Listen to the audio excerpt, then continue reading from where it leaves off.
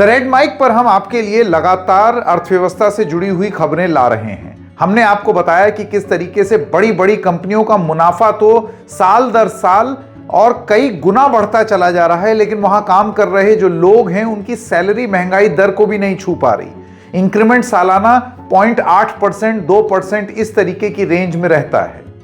इसके साथ साथ मिडिल क्लास किस तरीके से सिकुड़ता जा रहा है उसकी भी रिपोर्ट्स हम आप तक लेकर के आए।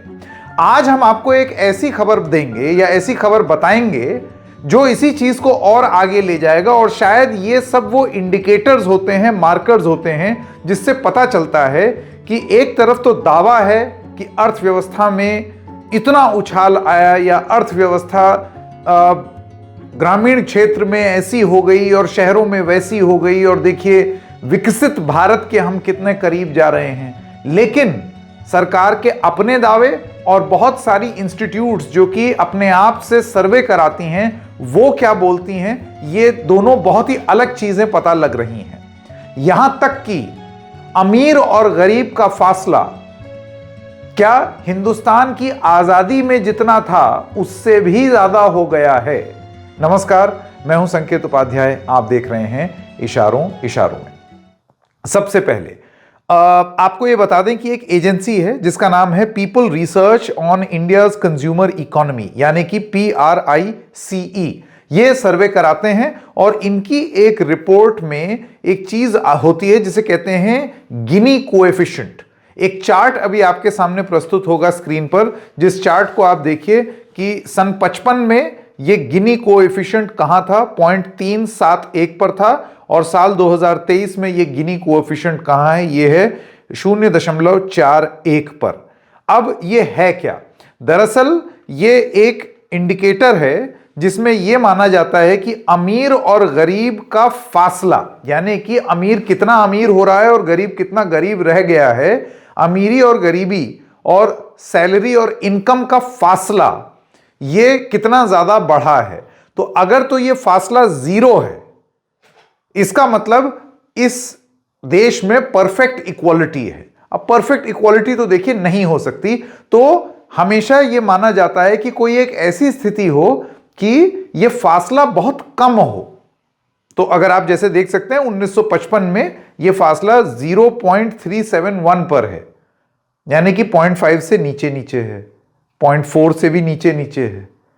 और अगर ये 1 हो जाए, इसका मतलब परफेक्ट इनइक्वालिटी, यानी कि समाज में अमीर और गरीब के बीच में जो खाई है वो पूरी तरीके से बढ़ी है, यानी कि गरीब के पास कुछ भी नहीं है और सब कुछ अमीर के पास है। ये इंडिकेटर है। एक आसान लफ्ज में मैंने आपको बताने की कोशिश की। तो जैसे कि आप देख सकते हैं कि हिंदुस्तान की आजादी से लेके अब तक हम आजादी के समय जितना था अमीर और गरीब का फासला, हम हमेशा उससे बारिंग सम एक्सेप्शंस ऊपर ही रहे हैं, यानी कि अमीर और अमीर होता चला गया है और यह फासला बढ़ता चला गया है। और अभी आज की डेट में 2023 में इस रिपोर्ट में यह बताया गया है कि 1955 से भी ज्यादा फासला 2023 में है, यानी कि अमीरी बढ़ी है। एक पीक आप इस ग्राफ में अगर देखेंगे तो यह कोविड के टाइम की पीक है। कोविड के टाइम के पीक का मतलब यह हुआ कि उस समय कॉन्सेंट्रेशन ऑफ वेल्थ हुआ, बहुत ज्यादा ही पैसा अमीरों के पास चला गया। आप ये सोचिए वो 0.5 को भी पार कर गया। इसका मतलब कि ऑलमोस्ट परफेक्ट इनइक्वालिटी, इक्वालिटी नहीं इनइक्वालिटी की ओर यह देश बढ़ रहा था।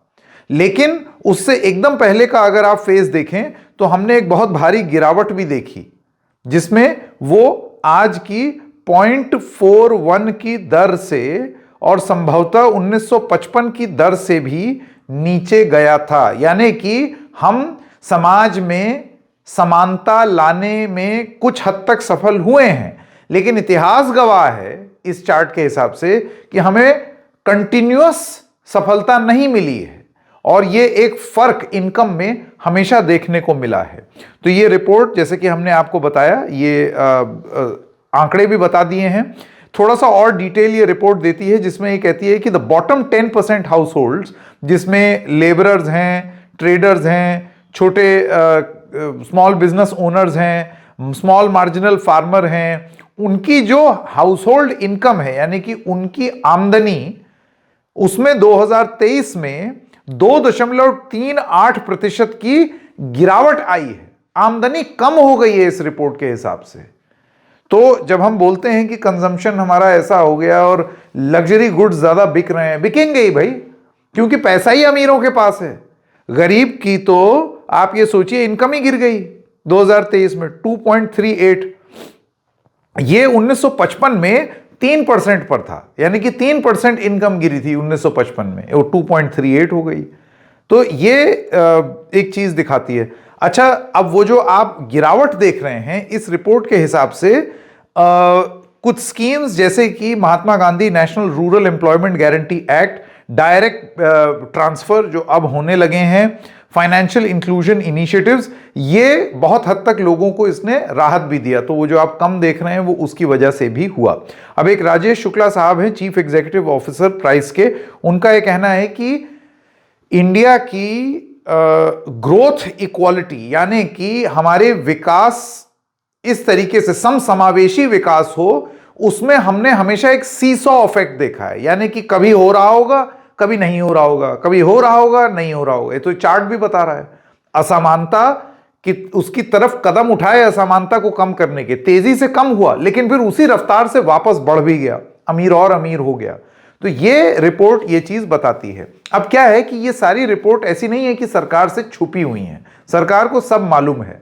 एक और रिपोर्ट की तरफ आपका ध्यान आकर्षित करना चाहूंगा, ये फाइनेंशियल एक्सप्रेस में छपी है, जिसमें आप ये देख सकते हैं कि लोगों से एक सर्वे में सवाल पूछा गया, लोकल सर्कल्स का एक सर्वे है, जिसमें उनसे पूछा गया कि आपको क्या लगता है कि आपके घर की आमदनी बढ़ेगी? तो 5 में से 1 जन ऐसे थे जिन्होंने कहा कि हां बढ़ेगी। मतलब जितने सर्वे किया उसमें 1 in 5 see their household income rising. इसमें जो रिस्पॉन्स आए हैं वो आप देख लीजिए किस तरीके के हैं। करीब 16,000 लोगों का सर्वे था। 2025 में उनको अपनी इनकम बढ़ने की कितनी उम्मीद है उसको लेकर के, जिसमें लाइकली टू इंक्रीज, ये लोग कह रहे हैं likely to increase between 0 to 25%, यानी कि 25% तक का इंक्रीमेंट हो जाएगा, ऐसे 16% लोग कह रहे हैं। 8% लोगों का कहना है कि बढ़ेगा लेकिन कुछ ज्यादा कह नहीं सकते। 28% लोग कहते हैं उतना ही रहेगा। 4% लोग कहते हैं कि गिर जाएगा 10% के आसपास। इसके अलावा 12% कहते हैं कि वो 10 से 25% के बीच में भी गिर सकता है। 24% कहते हैं कि वो 25% से भी ज्यादा गिर सकता है। आप सोचिए निराशा कितनी है लोगों में इस सर्वे के हिसाब से। 8% कहते हैं likely to fall but can't say how much, हमें नहीं मालूम कितना गिरेगा लेकिन गिरेगा ये तो तय है।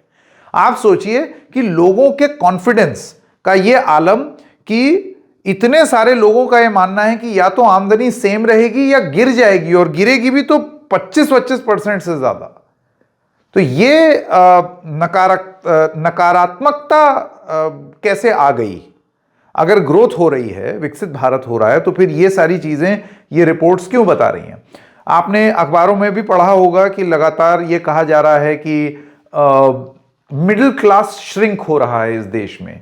और इससे पहले जो हम रिपोर्ट्स लेकर के आए थे उसमें बहुत क्लियर इंडिकेटर्स है ना। बड़ी कंपनीज मुनाफा कमाएंगी और कर्मचारियों के को पैसा देने को नहीं होगा। बड़ी कंपनियां अपने क्षमता से 70 या 75% ही काम करेंगी। कंजम्पशन नहीं हो रहा है तो ये तो साइकिल हो गई ना। मेरी आमदनी नहीं हो रही है, मैं खर्चा नहीं कर रहा हूं, तो इस वजह से उत्पाद उतना बन नहीं रहा है और फिर अर्थव्यवस्था अटकी रहती है। इसी सब का एक इंडिकेटर ये भी देखने को मिला कि सरकार ने खुद माना कि अब जो विकास दर है उसकी ग्रोथ की उम्मीद 7 और 8% की नहीं है, 9% की तो बिल्कुल नहीं है, 6.4% की है। यानी कि खुद उन्होंने अपना रिवाइज कर लिया। Q2 में भी, यानी कि दूसरी तिमाही में भी हमारे आंकड़े कम हो गए थे। मिडिल क्लास श्रिंक कर रहा है। अब मिडिल क्लास बहुत जरूरी है, और शायद कोई भी राजनेता हो, कोई भी दल हो, उनको एक जबान जो बहुत अच्छे से समझ में आती है वो है वोट की जबान। दिल्ली में चुनाव होने वाले हैं 5 फरवरी को। दिल्ली के चुनाव में आप जानते हैं दिल्ली में करीब 1.5 करोड़ वोटर हैं और अधिकांश मिडिल क्लास हैं, लोअर मिडिल क्लास या अपर मिडिल क्लास, लेकिन बहुत तगड़ा वोटर है। तो क्या अब इन सब आंकड़ों को देख करके सरकार इन वोटर्स को रिझाने के प्रयास में जुट गई है? क्यों कह रहे हैं हम ये, आइए आपको ये बताते हैं। एक रिपोर्ट आई है जो प्रशांता साहू साहब ने लिखी है। इस रिपोर्ट में आप बहुत क्लियरली देख सकते हैं कि आने वाले बजट में सरकार ये सोच रही है कि इनकम टैक्स में लोगों को कुछ राहत दी जाए, यानी कि जो बेसिक एग्जेम्पशन लिमिट है जिसमें कोई इनकम टैक्स नहीं लगता, वो अभी 3 लाख है, उसको 4 लाख करने की बात चल रही है। बजट आप जानते हैं फरवरी 1 को प्रस्तुत होता है। फर्स्ट स्लैब यानी कि पहला स्लैब जिसमें आपका इनकम टैक्स कटता है, पर्सनल इनकम टैक्स कटता है, वो अब तक 3 से 6 लाख था, उसको 4 से 7 लाख किया जा सकता है। इसके अलावा न्यू रेजीम स्लैब्स में सी फर्दर ट्वीक्स, यानी कि आप जानते हैं न्यू इनकम टैक्स की रेजीम है, उसको भी थोड़ा बहुत संशोधित करके कि लोगों के हाथ में पैसा ज्यादा हो। आमदनी अगर नहीं बढ़ रही है तो टैक्स कम हो जाए ताकि इन टर्न आपके हाथ में पैसा ज्यादा हो, इस तरीके की बात हो रही है। इसके अलावा यह भी कहा जा रहा है कि 15 लाख के अंदर अंदर आपकी अगर इनकम है तो बहुत सारे ऐसे टैक्स सॉप्स यानी कि टैक्स बेनिफिट्स आपको सरकार दे सकती है आने वाले बजट में। इसकी जरूरत क्यों महसूस हो रही है इनकम टैक्स के स्लैब्स में ये करने की? एक तो मैंने आपको बता ही दिया, चुनाव सबसे बड़ा फैक्टर होता है। कोई भी राजनेता कोई भी फैसला लेता है। महिलाओं के लिए जो लोक लुभावन स्कीम्स हैं वो भी सब चुनाव से पहले आई। आप जानते हैं सारे राजनेता करते हैं, शॉर्टकट ढूंढते हैं सक्सेस के लिए।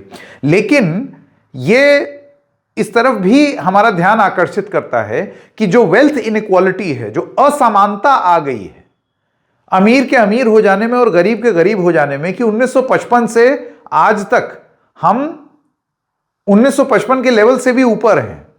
यानी कि उस समय असमानता कम थी इस देश में, इतने साल के विकास के बाद यह असमानता बढ़ गई। यह कैसा विकास हुआ? किसका विकास हो गया? गरीबों का तो नहीं हुआ, ऐसी वो प्राइस की रिपोर्ट बताती है। तो क्या इन्हीं सब चीजों को देख करके अब लोगों के हाथ में थोड़ा और पैसा हो, इसके लिए इनकम टैक्स के स्लैब में परिवर्तन करने के बारे में निर्मला सीतारमण अपनी स्पीच में सोचेंगी? तो ये जो रिपोर्ट आई आज अखबार में देखी, तुरंत एक कंपैरिजन हुआ और ये समझ में आया कि जो किया जा रहा है वो क्यों किया जा रहा है। सबसे बड़ी बात यहां पर यह है कि ये स्लैब ट्वीकिंग आप कर जरूर रहे हैं, लेकिन क्या ये इतना काफी है वो इनकम डिस्पैरिटी को खत्म करने के लिए या लोगों को राहत मुहैया कराने के लिए? महंगाई दर तो बढ़ रही है, इससे आप कितना ही बचा लेंगे और क्या ही कर लेंगे? ये एक बहुत बड़ा सवाल है। कहीं ऐसा तो नहीं है कि जरूरत इस समय अर्थव्यवस्था को सुपर स्पेशलिटी अस्पताल की है और हम गांव में दवाई का शहद में जो चूरन बना करके दिया जाता है, हम उस तरीके का कोई समाधान ढूंढने की कोशिश कर रहे हैं और उस तरीके से हम राहत मुहैया कराने की सोच रहे हैं। इनकम टैक्स स्लैब का ट्वीक क्या काफी होगा ये वेल्थ गैप या तनख्वाह या पैसे की जो असमानता है उसको दूर करने में? मेरे ख्याल से इसका जवाब आप खुद ही अपने आप को दीजिए। इशारों इशारों में आज इतना ही, फिर मिलेंगे किसी और मुद्दे के साथ। तब तक के लिए नमस्कार।